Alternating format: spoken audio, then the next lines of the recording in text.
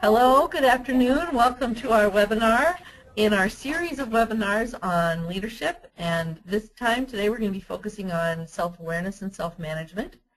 I imagine there will be a few folks still joining as we get started here, but we're going to jump right in at the beginning here and get rolling. Hopefully, most of you will have received an email from me yesterday to prepare you a little bit for what this is going to be like. We're planning to evolve you as much as we can, so hopefully you'll jump at that opportunity. And webinars can be hard to stay attentive for, and I can tell you as a presenter on a webinar, it's hard sometimes to keep my energy up on it when I feel like I'm sitting in a room by myself talking to my computer. So it really helps me if you participate, and I also think it helps you get the most out of it, because I know from my own personal experience that when I'm just watching slides and listening to a voice, it's easy to be pulled in other directions to other things that may be calling my attention. So I'll ask you to, if you can, set aside other distractions for this hour and a half and try to stay with us here. Try to avoid the call of the email. One leadership quality certainly is being able to stay on task and focus, and something we all need to practice in our world today that has lots and lots of distractions is being able to keep our focus on something that we're doing, and we can accomplish more that way, can also manage our own. It's a piece of self-awareness and self-management to give yourself some time and space for development and for practicing the leadership skills that will serve you well in many other ways. So just a couple of pieces about the webinar as we get started. My slide is not advancing, so I'm going to, there we go. So we have some tools here. You should see on your panel, on the webinar panel, a question box where you can make comments and ask questions as we go. Kate Bailey, my coworker here, is also on the line, and she's going to be keeping an eye on those questions, and she will let me know when there's something, comment that someone would like to make. There's also a little button that has a hand on it where you can raise or lower a hand. And for right now, just to help me know, oops, excuse me, could you please raise your hand if you have attended one of the other webinars that we've done this spring? We did one on sort of understanding basic brain science, and it had an introduction to emotional intelligence. We did one on just last week on trauma-informed leadership. And I'm wondering if any of you have attended either of those before. That'll give me sort of an idea, because they do build on each other a little bit, how many of you got the full briefing before. So just a couple of you. So for those of you who were there before, hopefully the things that repeat, because I will spend a little bit of time on the brain science, will be an opportunity for you to go a little deeper and sink a little deeper into your own understanding of that material. So I'm going to lower your hands. And then I'm wondering how many of you have participated in something from Minnesota Communities Caring for Children and Prevent Child Abuse Minnesota previously. So raise your hand if you've been to one of our events or been to a training or have seen us somewhere in the past. This gives me an idea of, so great. So there's some more of you. I'm recognizing many of your names. Those of you who are raising your hand, thank you. And glad to be meeting some of you for the first time as well. So welcome, and glad you're all here. And then just to test out the question box, if you would write quick, also this gives us an idea of who's here, where everybody's coming from. If you would just type into the question box what county you're from, what part of the state you're from, so we can have a little sense of, everybody can practice it a bit, and we can know that we're joining from lots of places. So we've got Ramsey County, St. Louis County, Steele and Goodhue County, Scott County, Hennepin County, Crow Wing County, Wright County. So wonderful. It's nice to see a breadth of representation in the state, and nice to have this opportunity to sort of be together, which is hard to do with the size of our state and the expense of travel and the time it takes and so on. So glad that you're all here. Okay, So would like you to get a pen and paper handy. We're going to start out with some exercises, and it's going to be, as I mentioned, interactive, and so it helps for you to have something that you can jot some notes on as we go. And then I want to just mention we're focusing this series of webinars on leadership. And the reason is that we're a small organization at Minnesota Communities Caring for Children. I realize, too, now saying that I haven't even introduced myself formally. My name's Becky Dale, and I am the Senior Director of Prevention Initiatives here at Minnesota Communities Caring for Children and Prevent Child Abuse Minnesota.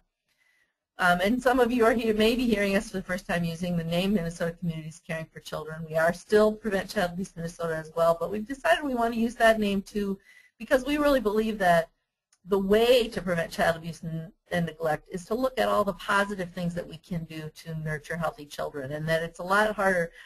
I often say that when I was when my children were really young and I was in early childhood family education, I learned from the parent educators there that it's a lot harder to get a child to stop doing something. It's much easier to tell them to do something. So if you say don't kick the ball, they'll hear the kick the ball part and do that. But if you say pick up the ball and put it in the corner, or pick up the ball and put it in the box, that's something that's easy and doable. And I really believe that's true for us as adults as well, that it's a lot easier to do something than to have something to do to replace what we don't want to do. And we're going to talk about that today in this process of looking at self-awareness and self-management as well. And it extends to how we talk about ourselves and what our name is. So what we want to do, what we want to focus on is caring for children and engaging communities in doing that. And because we're such a small place, there are only 11 staff, we can't do that through the whole state. And so one of our approaches is to really want to engage as many of you as possible and to develop and nurture leadership in this field of caring for children and engaging communities. And so that's why we're looking at and focusing on leadership. It's convenient that many of the very same strategies that are being used from Fortune 500 companies to nonprofits and all over the place in developing leadership are similar things to what it takes to nurture healthy children. And so many of these things that we're looking at today are a great overlap between the leadership that we want to develop and what we want to model for children in the state and parents and families and caregivers, anyone caring for children in the state. So it's a nice, nice overlap for us to be able to do those things at once. Just a last note, I put this in the email. If you're only joining by phone, there is a phone number that's given that you can call in. It means that there's not a way technologically for me to be able to unmute you, so you'll only be able to listen unless you've also logged on by the computer. When you log on the computer, you can see the slides as well, and then I have a dashboard that shows me who's here, and when you raise your hand, I have the ability to unmute you so that you can speak. Alrighty, so we're going to jump right in now to the content. So today's presentation, we're going to do a brief review of basic brain architecture because it's so critical to this leadership piece of self-awareness and self-management. We're not going to spend a lot of time on it. We did spend more time on a previous webinar, and that webinar is available on our website. I think I sent you a link to it yesterday. So if you're interested in going deeper on the brain science, you can watch that webinar that focused more on that, and also watch for more things that we're doing, and we do a lot on that, and we like to talk about it and be happy to talk with you more about it. So we're going to brief review brain architecture. We're going to then spend some time on emotional intelligence, what it is, and in particular, two tools of emotional intelligence that really can help us rewire our habitual pathways in our brain and create new habits and new ways of being in the world with self-awareness and self-management that help us be at our best more consistently. And then we'll just touch on what does this mean for you and the children in your life. So that is the overview of the day. Oops. Just a quick reminder that whenever we talk about brain science, we try to make sure that we mention that a lot of these references to our physiology are simplified. We have a really brief period of time to look at. It's a giant field, lots of complexity, all ever-changing, as the brain scientists themselves say. There's a lot more we don't know than we do. And a lot of what we do know and are learning is really, really helpful in the work that we want to do. There are lots of sources of research and theory, and at the end of this presentation I have references to it. I will also make this set of slides available to you. We'll be sending you an evaluation, and we'll also send along with you a PDF version of the slides so you can refer to the references. You can submit questions to me via email. And if I don't know the answer, I'll try to direct you to somebody who does. Okay, so the key points that we're going to look at today are that our emotional habits, most of them, a large number of them, are wired early on, and those habits often happen quickly and automatically. However, with practice, we can choose to rewire new habits, and learning to pause is really key in choosing responses and being able to choose how we respond. And practicing self-awareness and self-management get us to that ability to pause and choose. So in this slide at the beginning, it shows an example of how much happens early on. If you take a look at the slide, these are brain scans, 1 to 5 days, 2 months, 1 year, and 28 years.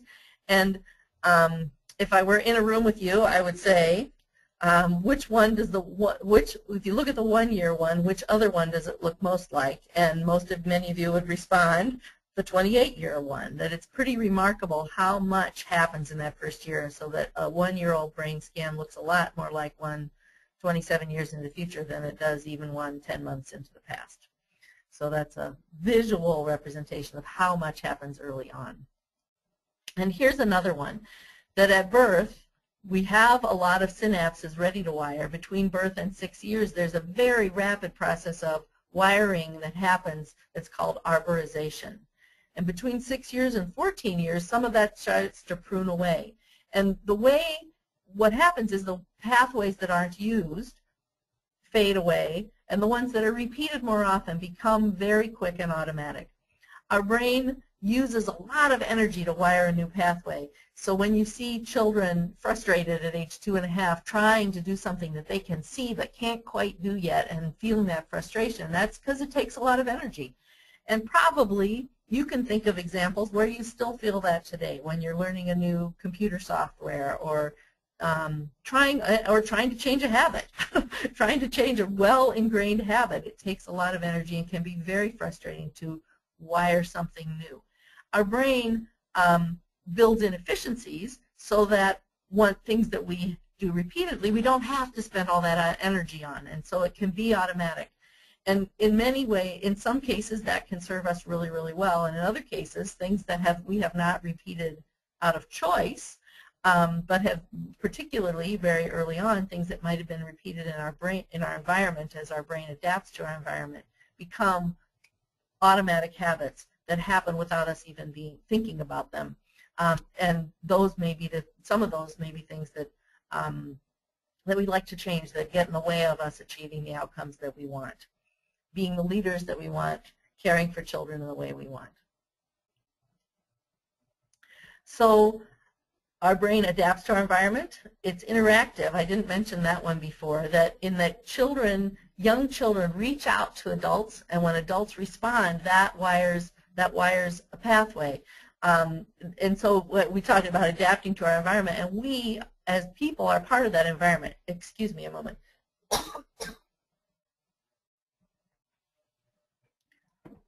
And that continues to be true as we are into adulthood. We continue to wire new pathways, and we continue to impact one another in that process of all of our interactions actually get wired into our biology.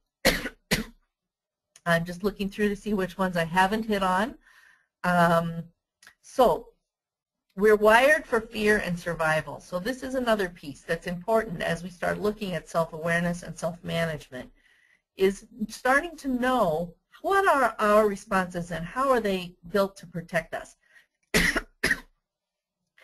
Largest part of human evolution, we were in a position where we often could be in physical immediate danger, encountering wild animals, for example, where in order to survive, we needed to be able to either overcome the danger by fighting it, or get out of there as quickly as possible, flight, or if we couldn't do either one, freeze and hope we didn't get noticed. And actually, I haven't added it to my slide yet, but I heard recently a fourth one from I'm blanking on the name of the person I heard the other day, the author of The Whole Brain Child, Daniel Siegel. He mentioned also faint. So, and I think if we can't freeze, our system becomes overcome and we lose consciousness again to protect ourselves from what might be about to happen, to not have to experience the pain of it. So those are there for our protection, and they don't necessarily serve us well in our modern day world when the dangers that we may be feeling are not as immediate physical dangers.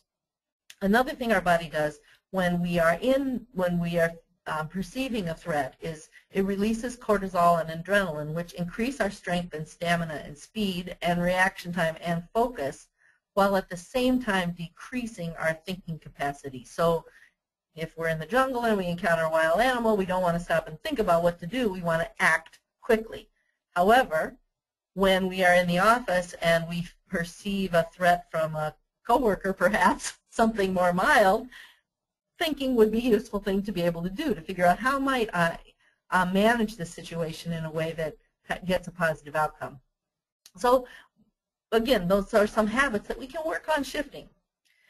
Early and really critical is early trauma or health has a lifelong impact. And so for us, that makes for a circular situation where we want to do all we can to create early health for the next generation, because a strong foundation in brain development really means that a lot of things happen a lot more easily in terms of the strength of the structure that can be built along on top of that. And early trauma, while like a foundation of a house, if it's unstable, it can be shored up. Absolutely, the house can have a long, great life, and it's a lot more expensive and takes a lot more work. So we want a strong foundation of health early on.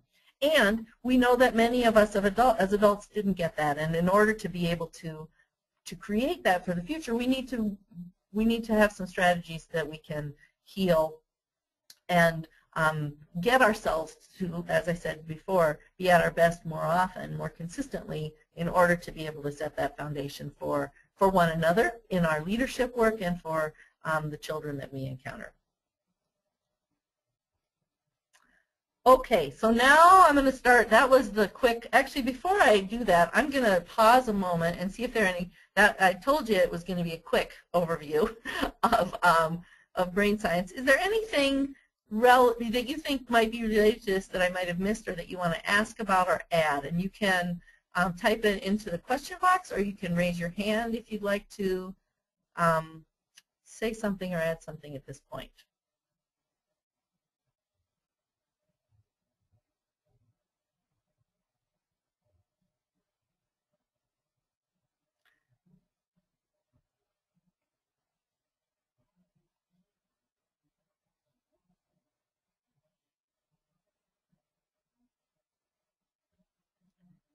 I'm not seeing anything yet, so I will let you off the hook this time.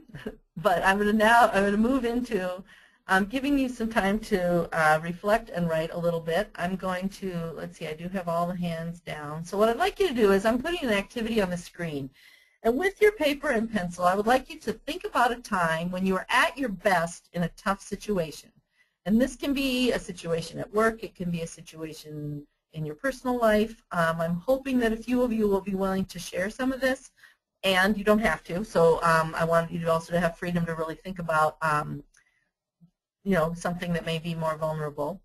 And when you bring that situation to mind, jot down what skills, practices, or habits helped you do well in that situation. And then jot down what did you feel, think, and do, and what was the outcome. And then when you're done, raise your hand. Raising your hand doesn't mean I'm going to call you. It'll just give me a sense of when. Let me know when most of you are ready to move on, since I can't see you writing and can't tell. So take a minute to jot those things down, and then when you finish doing that, click on the raise your hand button. And I will just lower all the hands again, and then if you have something to say, you can do that later. Maybe right now the question box is the best place if you have a question or something, so I don't mistake your hand for that you're ready to move on.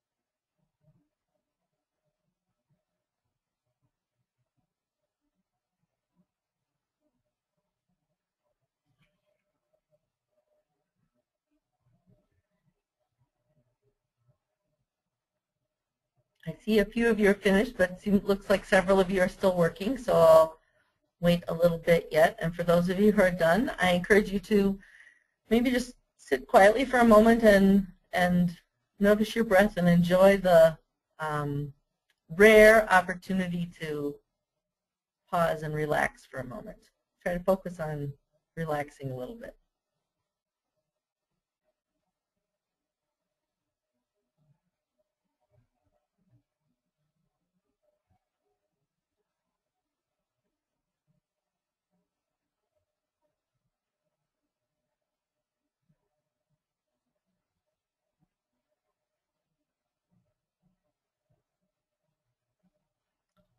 Okay, now I see enough hands that I think I will go on. And those of you who are still writing, feel free. What I'd like to do next is, if I've lowered the hands, so those, if you had a hand, so now you don't have to raise your hand anymore when you're done, for those of you who are still finishing. And what I'd like is for those, to just gather a little of what you noticed. Oops. I'm gonna have to come out of my, whoopsie.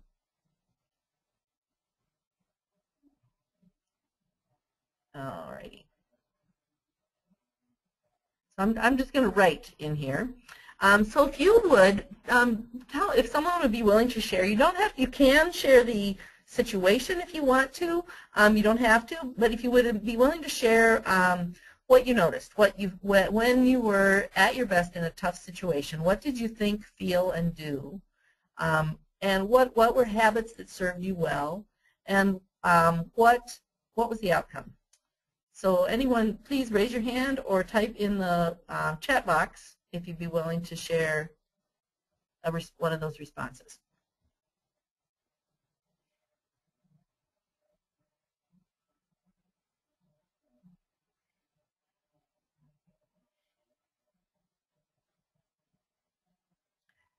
And Kate, if you could let me know if there's anything in the chat box, that would be great. In the questions box, any comments that come up there. Yep, and there is one right now. Someone mentioned the situation of public speaking for a class in college, and feeling, she ended up overly preparing herself because she was very stressed and nervous, but everyone said that she did really well and couldn't even tell that she was nervous at all. Uh-huh. So the planning that she did really paid off. Planning paid off. And I wonder, for whomever that is, if you could say, if you think back to that moment, what were you thinking? So you mentioned feeling nervousness and feeling stress. What were the thoughts that were present? And we have a few other examples coming in the question box. One is something that was helpful was the ability to think clearly and to collaborate with others to solve problems. Collaboration.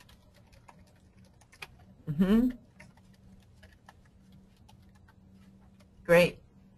Another example the person said, in my younger years, I couldn't afford to pay the light bill, so they were turned off. That night, her kids and I went camping in their living room, and she felt stressed and worried, but she stayed positive, got creative with fort and tents, candles and stories, and she said that her kids still remember this as a fun activity that brought them closer together. Wow, wow, right.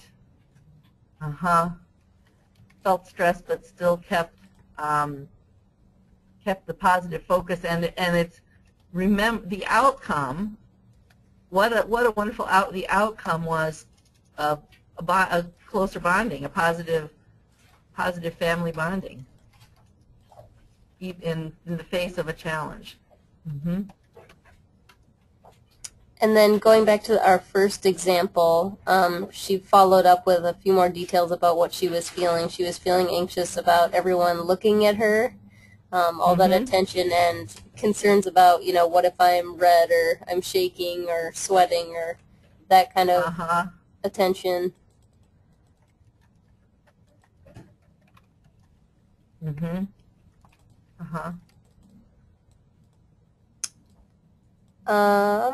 We have another example of what was helpful, and she says, I listened, realized that we both needed time to think, suggested we take time and discuss later when we were not so emotional. It worked out for me, but not for the other person when we got back together to discuss. And she says, I needed time to work through my immediate reaction before making decisions. I felt attacked and knew I would not say what I truly felt, but react in the same manner I was getting from the person who was angry with me. And I might have missed it, but was there something about the outcome then? So felt attacked, made space, and to talk later. Did that making space? So what was the outcome? She did say that it worked for her, but not the other person.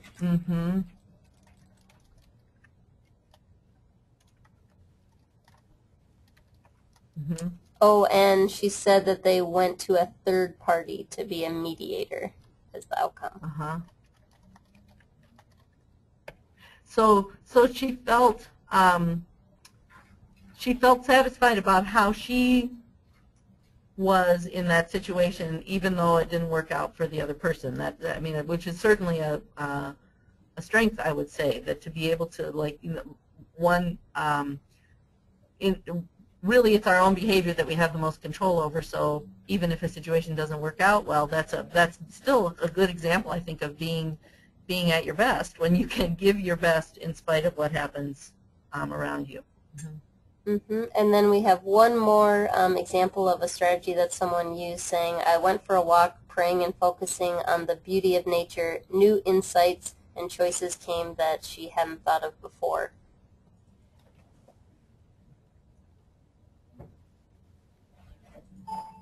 Great. Wonderful. Thank you.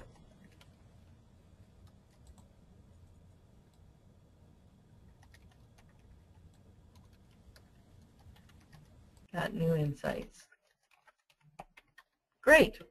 Thank you all very much.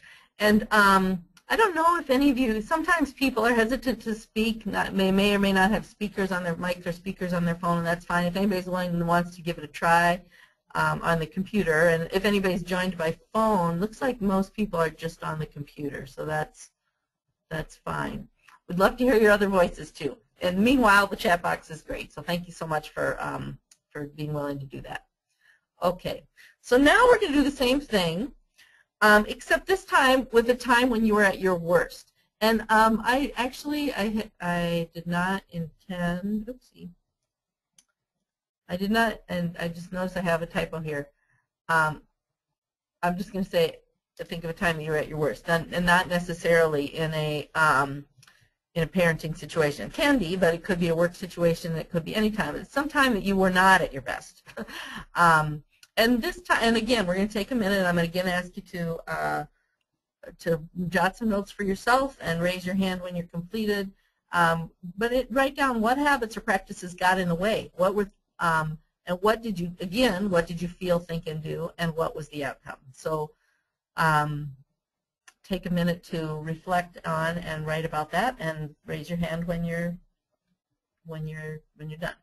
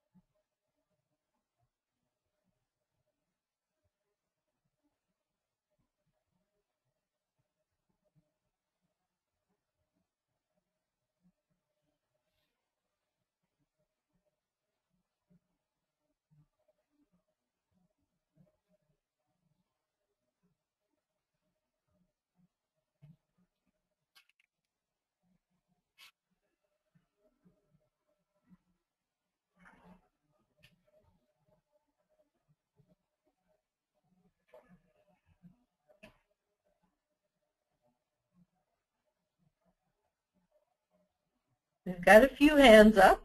I'll wait for a few more. Once again, if you're done writing, enjoy the quiet, if there's quiet where you are.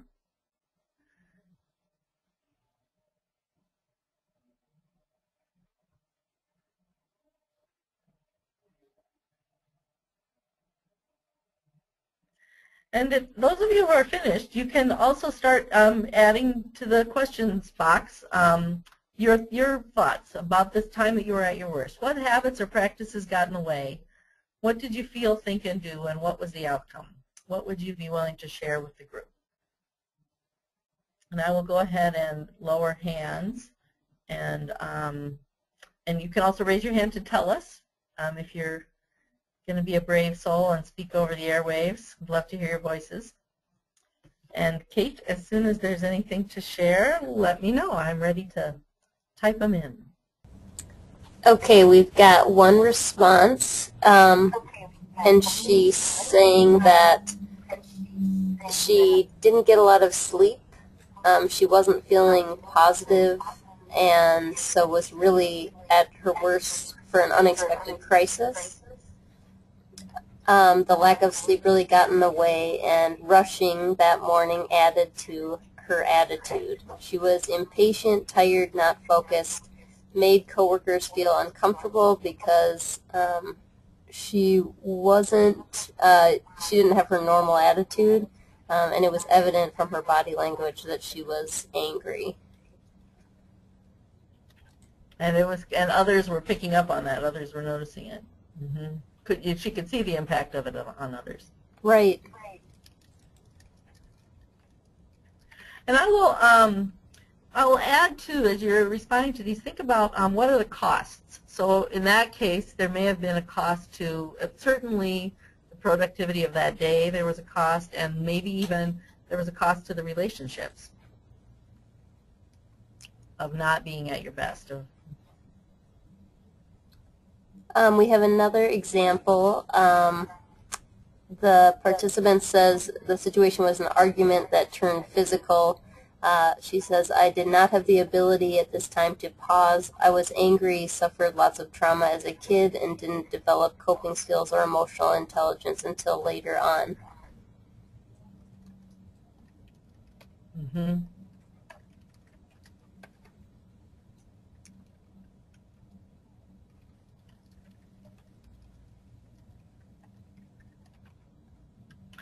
And what was the cost in that situation?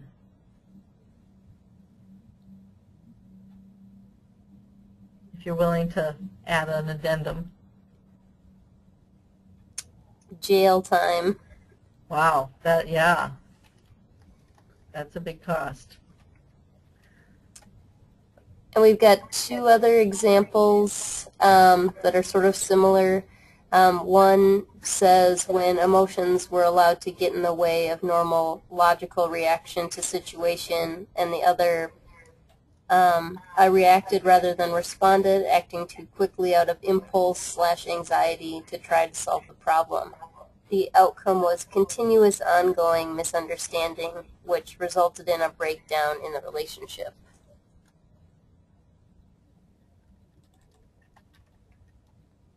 Can you say that again for me, Kate? The outcome was continuous Misunderstanding and misunderstanding. resulting in the breakdown in the relationship.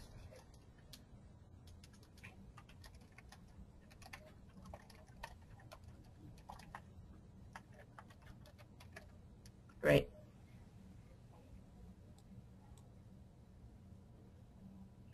You know, one example I use sometimes is of a excuse me a moment. I'm going to mute the phone here.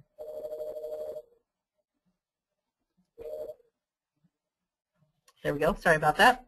An example I sometimes use is one time I was organizing a conference and I was flustered and had not lost track of what was in what room, and I was running around crazy and ended up out of my own stress and automatic stress and reactions in the moment, ordered a screen for the room, and then having forgotten that we'd actually packed and brought along a screen for that room. So the cost in that case was $300. The cost can be dollars and cents too of not being when we're not at our best. And one thing, another activity we do sometimes, what I'm not going to do here, but when we think about this in terms of leadership, there's lots and lots of research on, and I'm not going into depth in this because I really want to focus today on the self-awareness and self-management, but this is also in one of our previous webinars. There's lots of research that shows that many of the qualities, when we reflect on people who've been great leaders, leaders we admire, leaders we would love to want to work with, want to work hard with, versus leaders that we find frustrating and would prefer not to work with, very often, like 90% of the time, what distinguishes a great leader are these emotional intelligence capabilities. So I'm going to move back to full screen here and take a look at these emotional intelligence competencies. And they break down one way of looking at them. There are some others, but one is in these four categories of self-awareness, self-management, awareness of others, and relationship skills. And today we're really taking a deeper look at self-awareness and self-management. They really form the foundation, and this graphic comes from Inside Outcomes, and the idea that when we start inside, that we can have a much greater outcome out externally, that when we have strong self-awareness and self-management, that we are much more likely to be able to be aware of others and have these relationship skills. And so I'll just touch briefly right now on awareness of others and relationship skills, because we're not going to come back and do anything more with them. But when we have self-awareness and self-management, we are able to tune into where others are. What a leadership skill. You know, when somebody tunes into you, you really you have greater respect for them. We can show empathy by sensing their feelings and perspectives, and we can read organizational currents accurately. We're self-aware and self-managed enough that we don't have to be focusing on our own emotions, well, I should say they're not taking us over in a way that blinds us to what might be happening on a bigger scale and bigger picture. So we're able to see what's happening in an organization and attend to those things more. And on the relationship skills front, we're able to de-escalate conflict and resolve differences effectively, which is a very important leadership skill. We're able to inspire and influence others, and we work better collaboratively in teams. And this has been shown across many, many professions, certainly true in our work in the nonprofit sector, but even computer software designers, for example, they found that computer software designers who had greater skill in these areas of self-awareness, self-management, awareness of others were more creative, able to develop more and better software more successfully. So and that's just one example of many. So we're going to take a look now a little more deeply, though, at self-awareness and self-management. And my own experience is that often when we are self-aware and self-management, being aware of others and tuning into helping manage conflict and other relationship skills falls into place a lot more easily. It's really hard to focus on like conflict resolution or do conflict resolution if we haven't first become self-aware and managed our own emotional responses. When we think back to the brain science that we're talking about, when we are having frequent chemical releases that limit our thinking capacity or make us want to fight, flight, or freeze, it's very, very difficult to have empathy for others and help resolve conflicts and perform other leadership skills. So self-awareness is knowing when you're emotionally triggered and knowing how you react to stress. So what we're going to do is a little bit of a self-study here, is really take a look at yourself. What are the kinds of things that you respond to with a strong emotional reaction? How do you respond to work demands and other kinds of forced change? It also involves seeing the effects of your reaction on others at work and home. One of the examples somebody talked about was when they were really tired coming into work. They could see. So, you know, whoever you were, and I didn't know who that was associated with, had enough self-awareness to know that you were tired and to see the reaction of others. So learning self-awareness and self-management doesn't mean we're perfect all the time. It doesn't mean we never have strong emotional reactions, or that we're always at our best, but it sort of means that when we're not at our best, we're more aware of it and able to manage it. And that sounded like a pretty good example, actually, of being aware of it enough to notice how it was impacting others. And another piece of self-awareness is acknowledging your strengths and limitations. And I started the exercise today with the time that you were at your best because I think, well, I know, actually, there's another piece of brain science is that our brain is sticky for the negative. So it's way easier to focus on what's wrong or what's not good, and that we do that as we look at ourselves as well. And that's a protective feature. You know, our brain is wired to pay attention to the negative to keep us safe. And it means that we don't often really spend the time to look at what are our strengths and what did we achieve when we were at our best, and really to let that sink in and knowing your strengths, acknowledging them, embracing them, grounding in them, noticing the times you're at your best also really is a practice that helps you develop these skills more. So we really want to make sure that that is not forgotten or left out, and that we work on making more time for that, because we know our brain is biased towards the negative. We need to make some effort to really focus on the positive and claim what knowing the positive can do for us. So that's just an overview of self-awareness. Self-management is in employing tools to counteract aggravation, uncertainty, and emotional triggers. So in order to self-manage, you kind of have to know that you need it, right? Someone in the examples earlier said that when they were referring to a physical fight in some time ago, that they hadn't yet developed the skills to be able to pause. And I would imagine that in that moment, you were so emotionally triggered that you weren't aware that you could even self-manage, that self-management was a possibility. So self-awareness is important to be able to self-manage. And then once you're aware that you are having an emotional reaction, then you can do something about it to turn that around. And it allows you to harness your intuition and creativity. That one's a big motivator for me. I really want my intuition and creativity. I really want what it can do. And it allows you to maintain resilience in the face of pressure. And we all have pressures that we will face. And so self-management is important in that. So self-management and self-awareness allow us to be at our best more consistently, which I've mentioned before. Okay. So this matters because our emotions, and I would even, the stress chemicals that can be released automatically drive our thoughts, which drive our behaviors, and then result in the outcome. So when we were looking before, what did we feel, what did we think, what did we do, and then what happened? That can all just happen really, really automatically. And so we want to be able to develop skill to be able to interrupt this automatic pattern and make choice. Oops. So This is sort of just an overview slide, and we're going to spend a little bit of time on most of these things. We're going to look at developing emotional literacy. We're going to look at knowing and taking responsibility for our own automatic reactions. We sometimes say triggers, and they can be small ones or they can be big ones. We're going to look at connecting with how our emotions feel in our bodies. I don't have a picture of the slide I sometimes use that has a picture of the nervous system, which goes throughout our whole body. We tend to think of our brain and our emotion as all in one part of our body, but really the nervous system goes throughout our whole body. And as I mentioned before, it is an interactive organ. And so we can even have, when we talk about triggers, automatic responses, strong emotional habits, we can have interactive habits with people in our lives that we see often, that we build a pattern and a habit around. I'm sure all of you can think of an example of someone who, when they say this, you say that, and then you're off and running, and it's that you can have the same argument or conversation over and over and over with the same results. That's an interactive trigger when you both are having a habitual trigger that you've cultivated together just by repeating it. When we talk about that, how what we practice, what we repeat, can become automatic.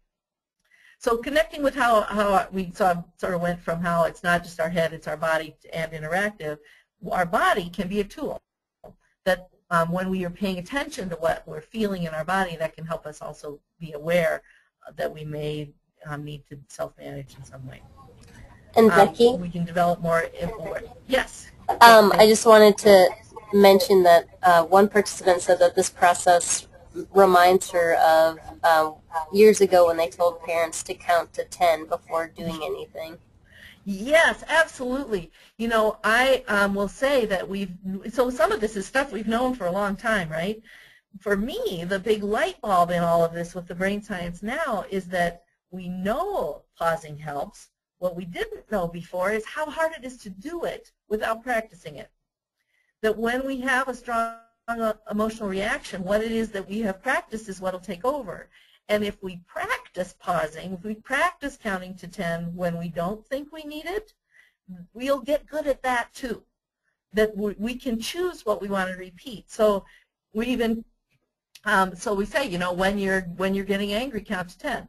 Well, you have to be aware first that you're getting angry, and then you have to have practiced the self-management technique to be able to use it, especially in the hardest times. So that, to me, those are the new pieces of information that make it much more possible to do than just saying count to 10. So we'll look at owning and building on our strengths. Having a sense of humor is another one, and then we'll just spend a little time on what presence looks like. So I'm gonna move off at this slide just to so we can get into doing some of these things.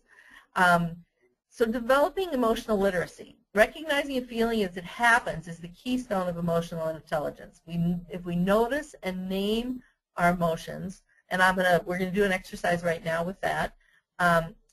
We can also create a time daily for check-in on our emotions and the impact they're having on us, and we can ask a partner or a friend to tell us what they see as another way of sort of becoming more aware of what we're feeling at any time. So I'm gonna go to a resource now that is included in the slides at the end.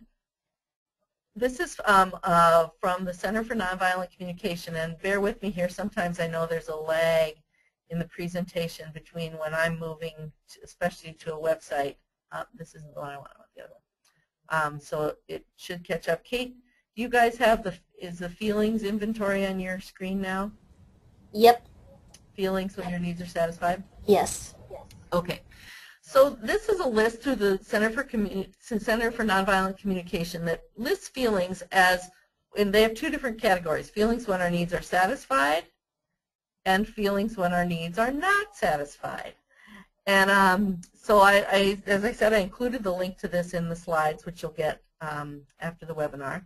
And I am going to encourage you right now. I'm going to leave the screen on the feelings when your needs are satisfied for about a minute, and then I'm going to move it to the feelings where your needs aren't satisfied. And I'd like you each to just look through, and you can either jot it down on your piece of paper or you can type it right into the text box if you like. Just do a little check in with yourself right now. What are you feeling right now?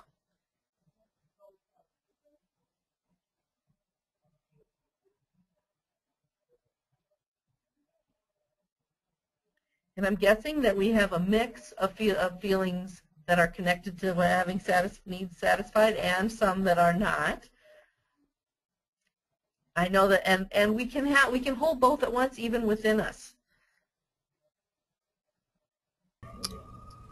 Some that I'm seeing, Becky, are interest, curious, alert, stimulated, open, calm, hopeful, concerned, compassionate, absorbed, alert, interested, optimistic, grateful, and very overwhelmed.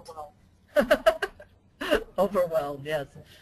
I moved over. That was a great list of mostly feelings from when you're satisfied, which is the one I had on the screen. There were a few that would be from this when your needs are not satisfied. So overwhelmed, perhaps, and what were some of the others? I know I'm feeling a little bit anxious because that's often true when I present, but also mostly grateful. Whenever I go over this information, I myself feel grateful for the opportunity to repeat it and feel it deeper myself, because the more I go, every time I present it, I learn something new myself from you all, the participants, and also it's practice for me, being connected to how good it feels to know what I'm feeling and know how it connects to my needs and have that ability to choose and respond. So I'm feeling grateful for that too. Any other ones that have come up now that I have the when your needs are not satisfied list on the screen for you? I have a few from the old list and some new ones. So we have intrigued, content, alert, grateful, anxious, fatigued, suspicious, frustrated, hesitant, distracted, tired, uncomfortable. Mm-hmm. And one thing that I love about this exercise is that every time we do it, there is that whole range out there. And so while right now we're really focusing on self-awareness, there's a awareness of others element to this too that we can jump to just for a moment to notice that any time we're in any room, there is a wide range of emotional feeling happening at any given time, which some of it, I mean, some of the feelings that are listed may have to do with this webinar and some of them may not. And so for me it's important to just hold that too. And then I'm going to switch over to, there's a needs inventory as well that I also included. And one of the things the Center for Nonviolent Communication does is really look at what are our feelings and what's the need underneath the feeling. And so if we can become aware of the feeling, that gives us the feelings, emotions. I've heard it talked about energy in motion. They are information. And usually they're telling us that a need of ours is either being met or is not being met. And if we can become self-aware of the need also, that can help us make a choice about what to do. So for example, if I'm feeling tired, my need may be for rest. And that's a part of the, is that under, so now I have the needs list up. Hopefully you're able to see that on your screen as well. If you can connect a feeling to a need, that gives you something to do with it when we talked about the what action can you take. And a lot of times, especially if we're feeling a need or having a feeling that has to do with an unpleasant feeling, a feeling that we may want to resist the feeling itself, but if instead we can find it to point to what the need is that needs to be met, suddenly we can think, oh, well, I can do this to meet this need, or I can do that to meet that need. The person who is feeling overwhelmed may be needing for me to slow down or needing time and space. So just take a look at these needs and see if you can connect to any of them. The other thing I will also say is that naming the need that is being met, when I talked about how we can really, how helpful it can be to see our strengths and to connect to the positives as well, given our brain's bias for the negative, it can be a great way to deepen appreciation for someone who's helping you meet the need or even for yourself. So yeah, what needs are the feelings that you wrote down earlier pointing to?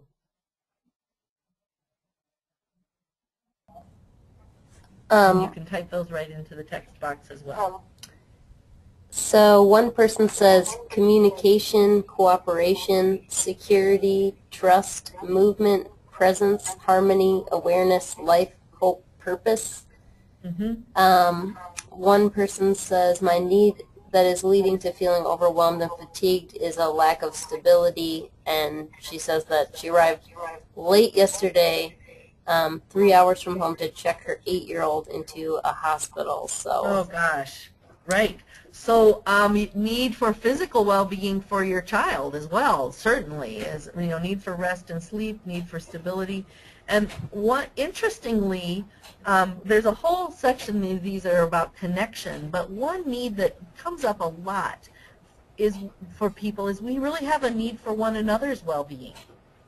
And when you mentioned the checking your child into the hospital, that's I know for me, I have a really, really large need for the well-being of my children, and I extend that for all children. That's a big need. Some others are stability and security, movement, exercise, affection, self-respect, desire for more knowledge, learning more, and serenity. Thank you to whoever mentioned movement exercise, because I realized I was feeling a little bit stiff and just moving we don't remember that we need movement. And so even just taking a moment to move a little bit can be very helpful. So now I'd like to invite you all, we're going to sit quietly for maybe 15, 20 seconds.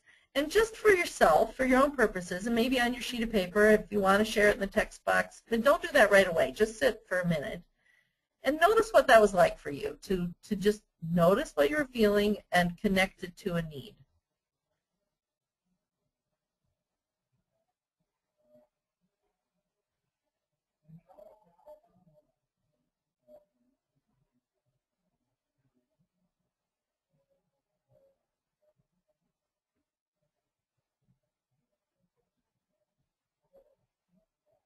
Anyone like to share anything you noticed about what that was like?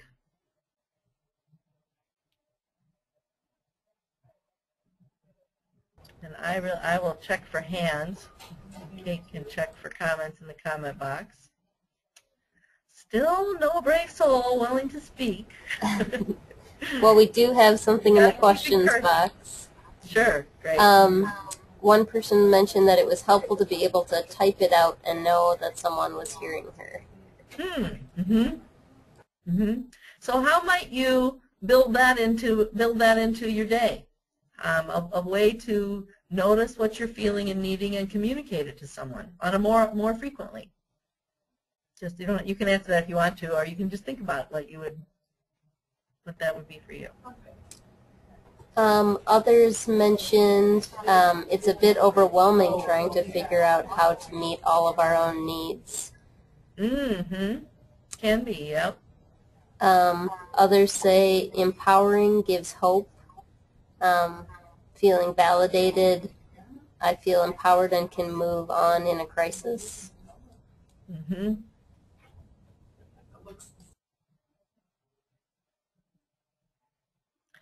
I know for me that even as much as I talk about this, that I still don't stop and do it as often as I think would be really helpful to me. It's very easy to get caught up and just go, go, go, go, go. And even just taking a minute to notice and name what I'm feeling can help it release and help me move on a daily basis. And so I really encourage you, if this is something that resonates with you, to practice it. There's a whole bunch of things that we're going through today, so you'll have lots of choices of things you can practice. But as we're going through, think about that. At the end, I'd like to ask you, what is it that you would like to practice for the next 6 weeks, for example? That I've heard some researchers have said that it takes about 6 weeks to create a new habit. So as we're going through these, think about which ones might be habits you'd like to recreate. So Going on. So knowing and owning your own reactions. So again, take a moment to reflect and think. What are things that frequently trigger you? What are things that you know that it can be particular words, it can be attitudes, it can be nonverbal cues, it can be actions, it can be your own negative thoughts. What are things that you know you respond automatically with a strong emotional reaction? So just take a minute to sort of do a self-study right in this moment, what you already know, because a lot of us already know about ourselves a lot, and it's something you can do over time too. Start noticing what are things that I tend to frequently respond to with a strong emotional reaction, and also maybe jot down when you have a strong emotional reaction. What do you know about where you feel it in your body? I know that I often have tension in my side of my neck and my jaw. Some people it's in their stomach or their hips, or where do you feel it in your body? And then, what is your habit? Do you tend to explode when you have a strong emotional reaction, or implode? I know, and we at Minnesota Communities Caring for Children over the last few years have really been working as a team at how do we be more healthy with each other and learning. So, for example, we have a staff person whose reaction is, I mean, there's lots of us who would tend to implode, but I think of them as fight and flight also potentially. What's your natural habit? Do you want to run away and not ever talk to anybody and just hide for a while? Or do you want to get up in their face and tell them why it's all wrong and what we need to do to change? And so share a little of that if you're willing about what do you know about yourself? What sets you off? Where do you feel it in your body? How do you tend to react? So a few people have responded. One comment I didn't get to share earlier was from someone who said that they practiced emotional intelligence more over the last few years and noticed that she's more automatically checking herself out before imploding or exploding, and it's producing much better results for her, and she's able to give better information or react with intent rather than being more reactionary. And she said that she's also training her daughter and others to pay attention to their body triggers now.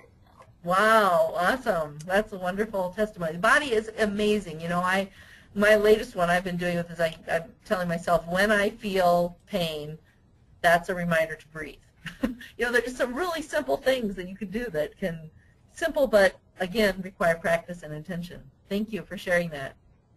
And then in response to some triggers and things that people are noticing, one person mentioned altercations as a trigger, feeling it everywhere in her body but mostly in her neck and shoulders, tendencies to implode, complaining, being needy, high needs, whining, feeling her emotions as heat rising from her stomach up through her face, and she says she explodes. Someone mentioned fleeing as an instinct.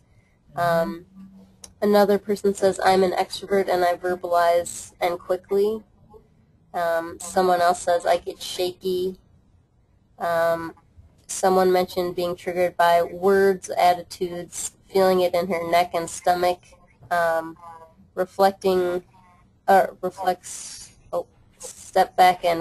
stepping back and wanting to discuss it. One person says, I struggle with PTSD, so when I have a response, it's very physical, tightness in her chest, tension in the shoulders.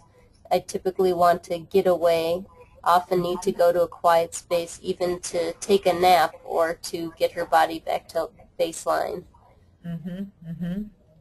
Someone else said, oh, were you going to say something? That's okay, go ahead. Someone else said, Al-Anon helps me to remember that I can be okay even when those around me aren't.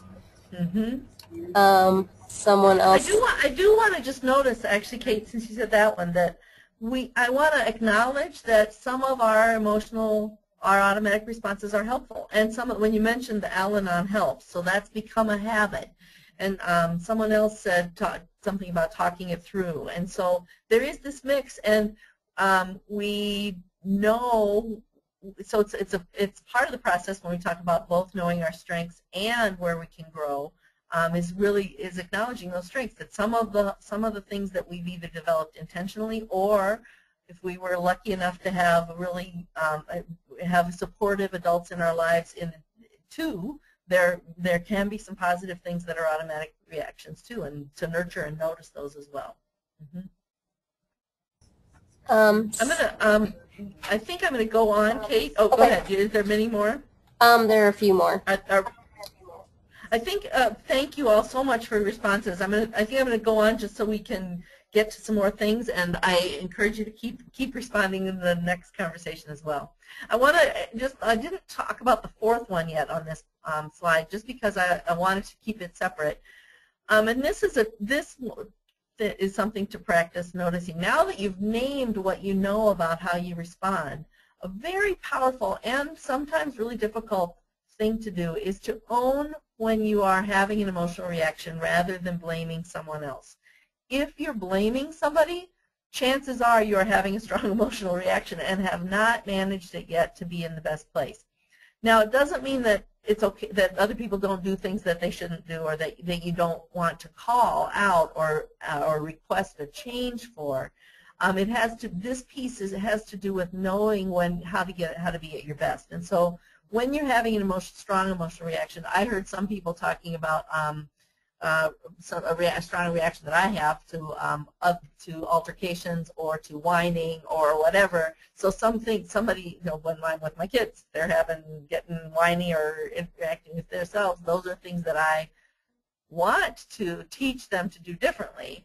And if I'm having my own emotional reaction to it, I'm probably not going to be able to teach them. I'm gonna respond in a way that doesn't help.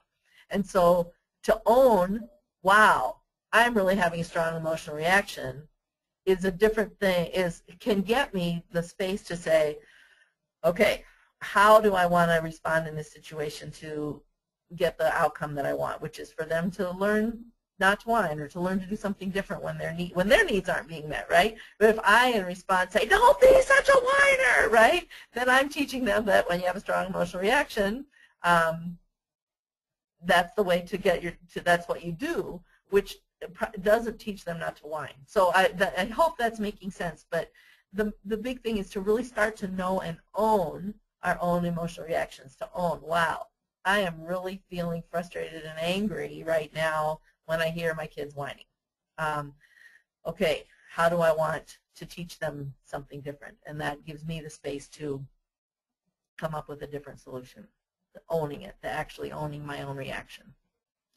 Okay. Alrighty, sorry again guys here, there we go. Okay, so this is another tool for self-awareness, is to think about our emotional bandwidth. And so we have, our emotions come and go, and when I talked about losing thinking capacity, you can use it a little bit and you can lose it a lot. And when we're within our bandwidth, we still have our skills. We're able to cope, we're able to stay present.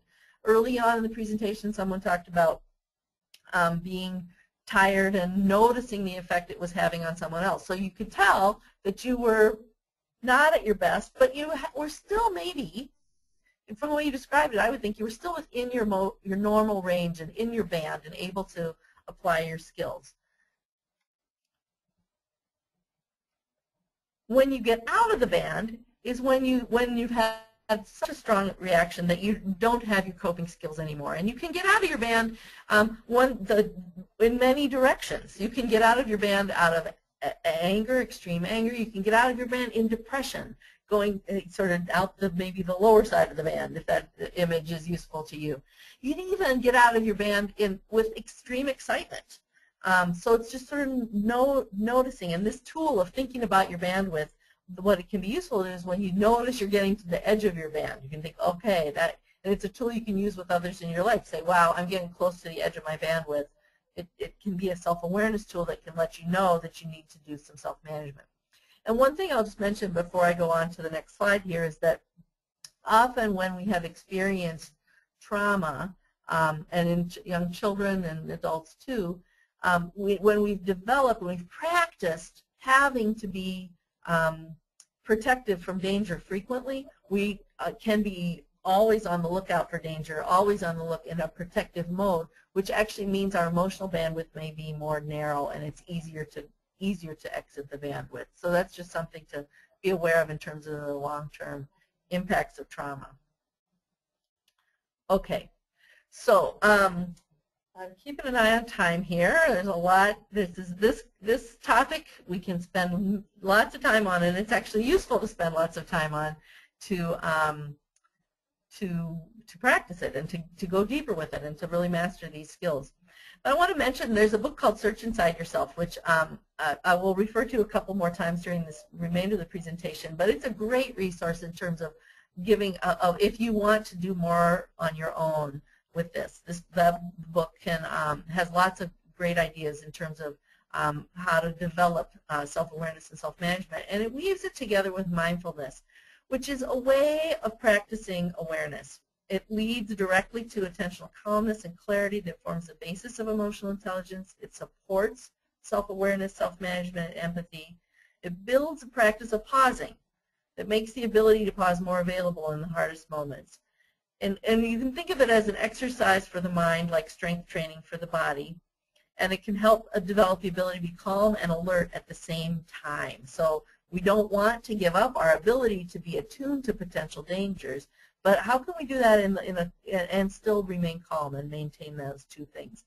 So I want to suggest that we take a full minute and do a little brief mindfulness practice. And what we're going to do is get into a position that's comfortable for you, and we're just going to focus on our breath coming in and out. And if you notice that you have trouble keeping your attention on your breath, we talk about it's an exercise for the mind, like strength training. Every time you lift a weight in the gym, your muscles getting stronger. When you practice mindfulness, every time you bring your attention back to your breath, it's like lifting a weight. It's practicing that ability to focus on the breath. Focusing on the breath is one mindfulness practice. There are many, many ways to practice mindfulness, but mindfulness is essentially paying attention on purpose in the moment to whatever is happening right now without judgment. So as we do this, you may notice your thoughts. You may notice a thought come up, and you can just notice that. That's paying attention to that thought, and you can and then you can bring your attention back to your breath. And so it's essentially practicing self-awareness, practicing what's going on, noticing, paying attention to what's going on with you right now, and using the breath as a tool to do that. Because if you're focusing on the breath and you notice something else, then you bring it back to the breath and you notice something else. It's a way to practice self-awareness. So I talked about it for 3 minutes, and now we're going to practice it for 1 or 2 minutes. So start by getting yourself in a comfortable position, as I mentioned, and bringing your attention, if you're sitting, I imagine most of you are, you may be standing, that's fine too, bringing your attention to the sensation of sitting. And you can close your eyes if you like, or you can just have a soft focus somewhere a little bit in front of you. But so you're not really, don't focus on your screen or the slide in front of you, just sort of make your visual focus not the primary thing. Bring your attention to the sensations of the body sitting. And then to the sensation of your breath coming in and out. You can notice where it comes in. You can notice where it expands in your chest or your belly. You can focus on any spot in the breath and just notice it coming and going.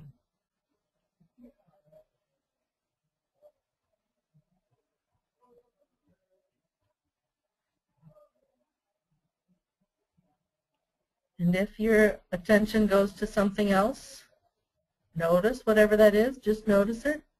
Don't judge it. It's very normal for our attention to be drawn in many directions.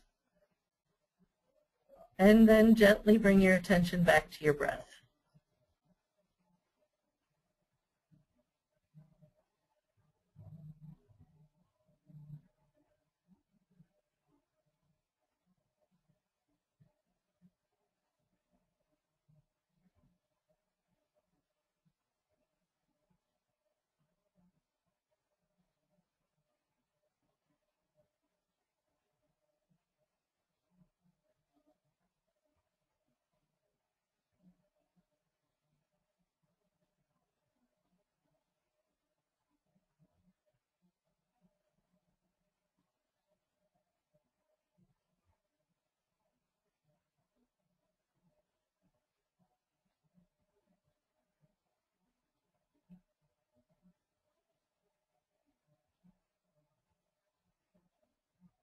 If you have sensations in your body, you can notice them.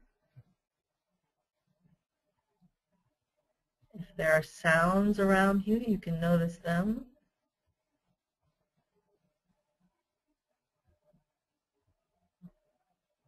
And then bring your attention back to the breath.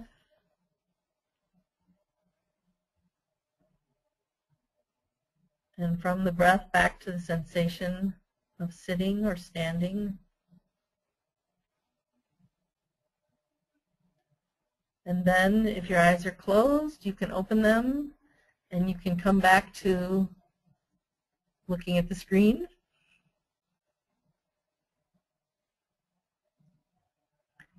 And if there's anything you want to say reflecting on that exercise, feel free to type it into the box. We like to use this, I like this quote a lot, that freedom is the ability to pause between stimulus and response, and in the pause to choose. So mindfulness, practicing noticing your breath and noticing whatever else comes up to draw your attention away from the breath and back is a way to practice pausing, is a way to practice making space to choose. And there are very rarely times in our daily life that 1 minute pausing is gonna make a big difference in whatever we need to do next in terms of us slowing us down. Or getting in the way of what we need to do next. And very often taking a minute to pause can have a real positive impact on what we do next and how we do it next. What we do next, like choosing, is the thing I'm about to do really the most important use of my time right now? Or is the way I'm about to do it going to be the most effective? Taking just a minute to notice how we're feeling, to check in. How am I right now? What am I feeling? Am I in the place? Do I need to self-manage in order to do the next thing best? Kate, are there any comments or reflections right now? There are. One person said that felt amazing. I feel at peace and very aware now. Someone else said, that really made me feel more aware of my body. I'm holding a lot of tension right now. I will make the choice to do more deep breathing and lying down after the webinar to make myself more calm. Great. Great. So I think if you think of leaders that you really admire, I think chances are they will be people who are often calm under stress and who take a breath before they respond, and who pause between, as I have a slide on the screen, between a trigger and a reaction. Now, sometimes I change this to say when there isn't a pause in between, you get a reaction. When there's a pause, you get to respond instead. And self-awareness is the first step in being able to create that pause, knowing that you're triggered, knowing that you're having an emotional reaction, and owning it, owning that it has some impact on you and what you would automatically do. This moves us into the next part, which is self-management, which are things that we can do then to make space. And I'm actually going to skip over this exercise. We're going to talk about what I already mentioned, to bear in mind what you want to practice, so we can have enough time to do some of these, some of the self-management techniques. I'll just quickly say that triggers often happen fast. We usually have about 10 or 15 seconds to stop it. And the aftermath of an amygdala hijack, the amygdala is sort of the watchdog of the brain in the midbrain that plays a significant role in the release of chemicals and the strong emotional reaction. When you have a really strong one, lots of chemicals released in your brain. It can take 5 or 6 hours to recover from that physically, for those chemicals to leave your body. When we're in good circumstances, we can manage 8 or 12 pieces of information, and when we get triggered, that gets reduced. And when we have a really big trigger, that can get down to 1 piece of information, which is really usually blame, often blame. Anytime we can stop or slow down that, we can maintain or regain thinking capacity. So, a Chinese tale, the man on a horse rode past a man standing on the side of the road, and the standing man asked the rider, "Where are you going?" And the man on the horse answered, "I don't know." ask the horse. And the lesson is that we can train the horse in terms of our emotions. This is showing the rising that a trigger, we can re-trigger ourselves, and our emotional intensity can increase over time. But any point that we add awareness and notice, I'm getting angry or stressed about this, we can turn that around. So, and we continue to adapt throughout life, so with practice we can rewire. So I'm going to start with you all, actually. Could you let me know what, you probably already know a lot about what works for you in terms of self-management. So I would like to hear from you all. When you are triggered, when you're having a strong emotional reaction, what do you do? And I'm sure that I know I always learn from other people's approaches to new things that I can try. So go ahead, type away. And Kate, you can let me know. What are people saying that what do you know works for you when you're having a strong emotional reaction to calm yourself, to get back, to regain your thinking capacity and get back to your best? We've got a few responses. Talking to someone, thinking about the scenario, looking at all perspectives.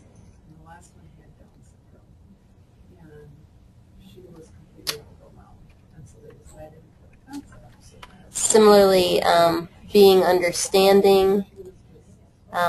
Also, someone said calm down, spend time alone, walk in the woods, ride my horse. Stepping away to think and breathe.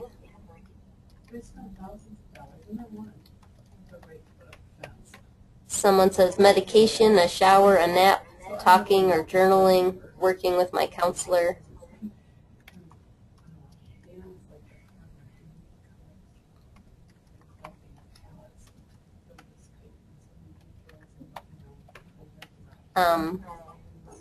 Asking questions. Great. Someone said, if I'm aware, I can sometimes think about what would I be proud about in my reaction. Ah. Someone else has a bowl of self-nurturing ideas and picks one out at random. Huh. Nice. Some other things are massages, reflecting, active listening, prayer, connecting with nature, me time, asking for help, physical activity.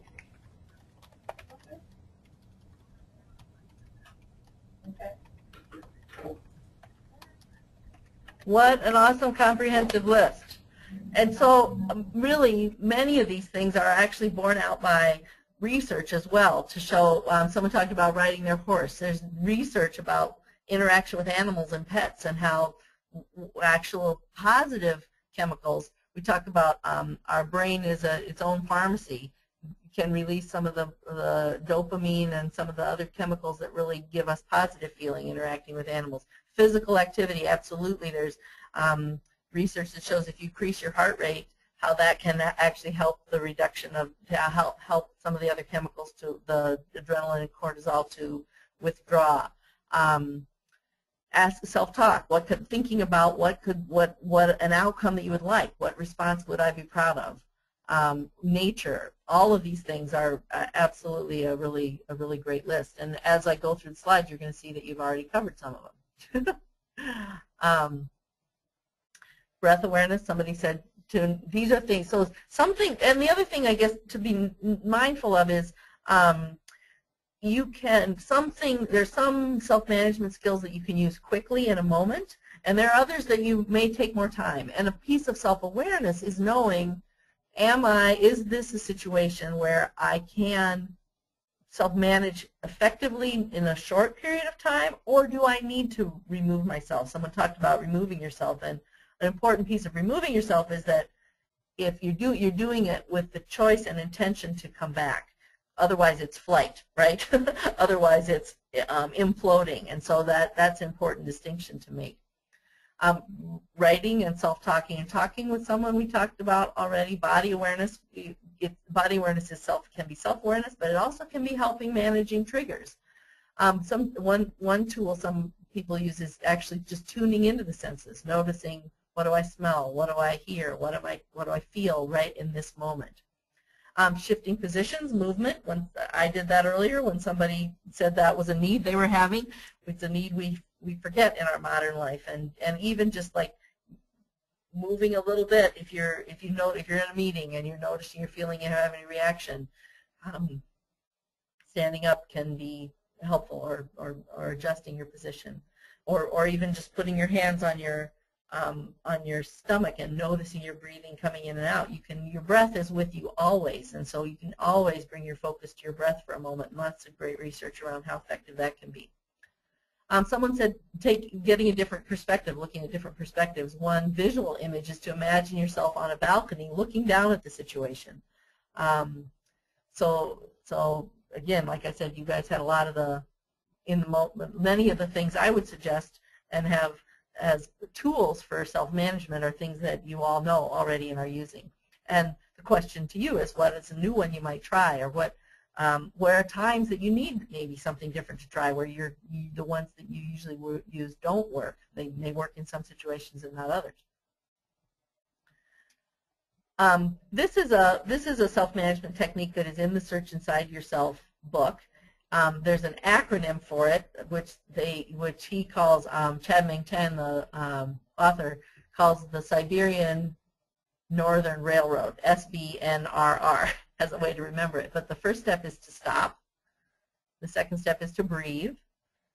Third step is to notice, feel the emotion in the body, experience the physiology of the phenomenon. The fourth step is to reflect, examine where the emotion is coming from, and without judging it. And in the reflection, you might also think, what is the need that it's connected to? And then respond. Imagine the kindest, most positive response. So again, these are all ones you all mentioned in a sequence that can be used as a combination self-management tool.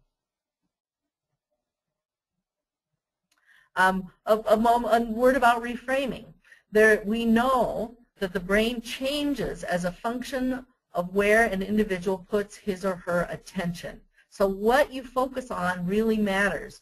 And so if you can choose, and this is again a piece of the changing perspective that someone mentioned, and it can be really hard to change your focus, especially if you have an automatic response. If your focus, and we talked about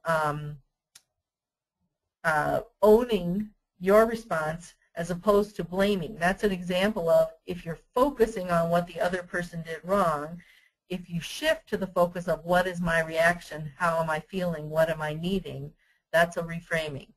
And here are some other ways. Oh, and I'm sorry, I realized I didn't put the slide back to the big picture, so you guys are probably seeing it smaller. If you think of reframing as going from no control to I can have control, what control do I have, to we talked earlier about all the different emotions that when people typed in their emotions. I could have thought for the emotions, when somebody said overwhelmed, I could have thought, oh, that's about what, I must be doing something wrong, right, the about me.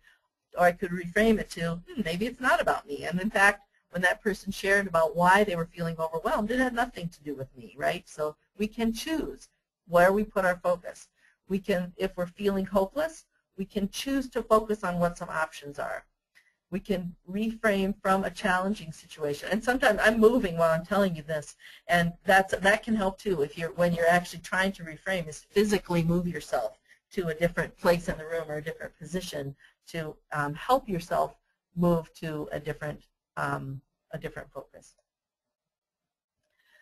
We've talked about practice, and many of these things were mentioned earlier. And if there are things that you know work for you, how might you start building them into your life on a more regular basis? How might you make it a practice, something that you repeat so often that it becomes automatic, so that when you're in a stressful situation, your automatic response is to stop and take a breath, is to move and adjust your position, is to rely on whatever the things are that work for you, that it becomes really automatic when you need it most.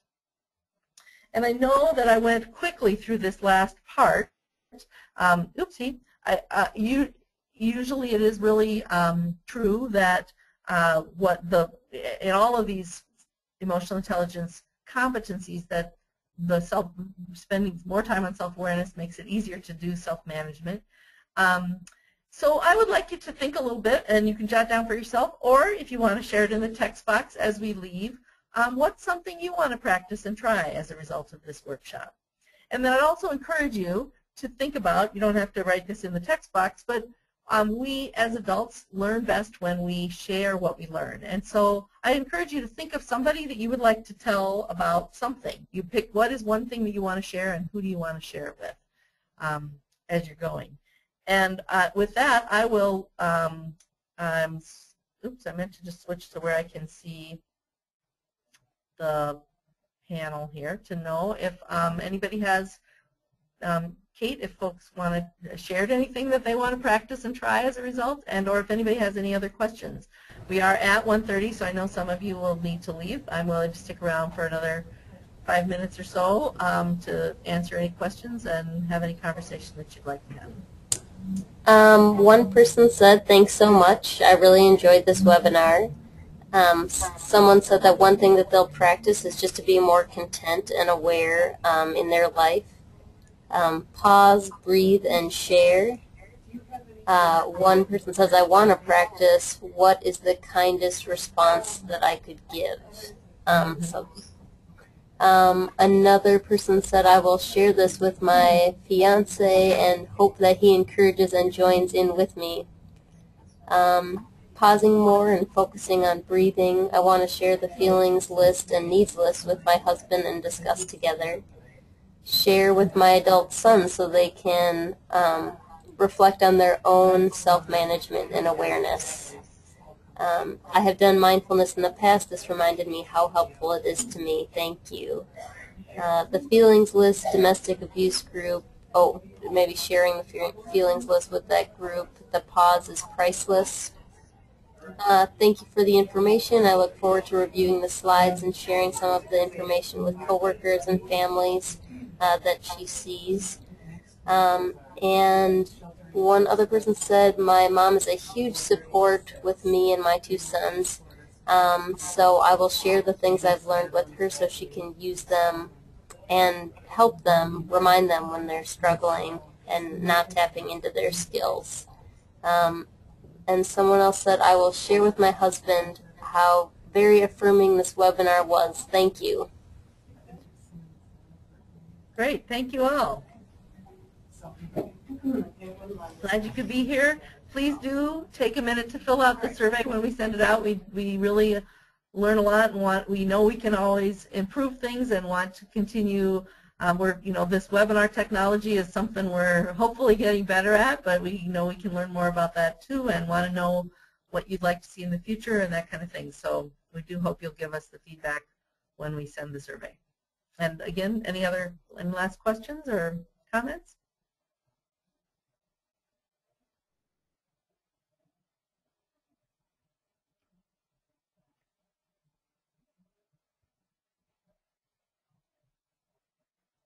I guess I want to just acknowledge quickly the first resource on this list, Inside Outcomes.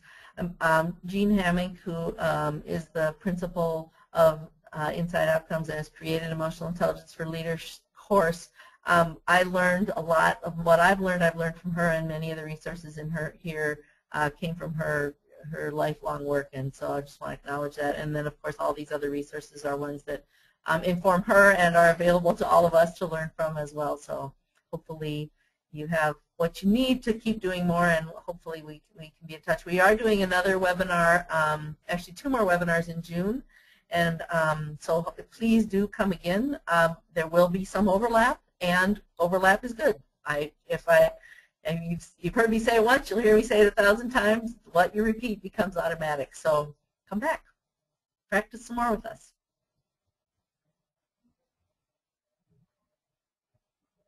And I guess, Kate, if there are no other questions or comments, I'll check in with you on, oh, wait, you know what? I have a hand. Marie, I am going to Marie Vanderwest, are you still there? And would you like to say something?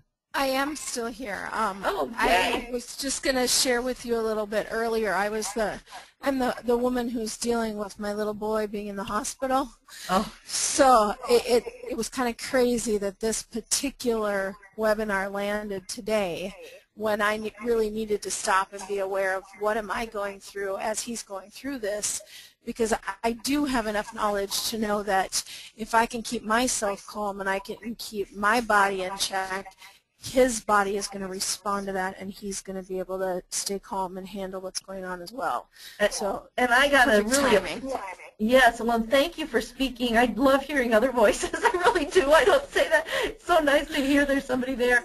And I really want to applaud you for taking the time to do this today, because it is so true that the times that we feel the most busy and overwhelmed are the times that it is hardest to stop and give ourselves some time for something, and it is times that we need it the most. And so Yeah. you really you a great testimony to that, and I really applaud and admire you for making the space. Well, it was a time out from worrying too.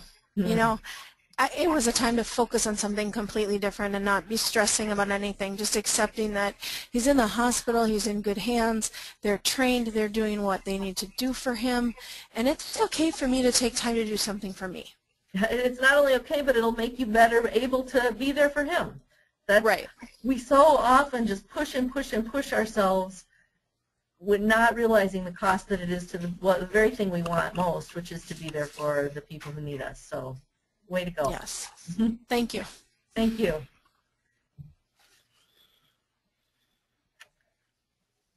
Kate, anything else?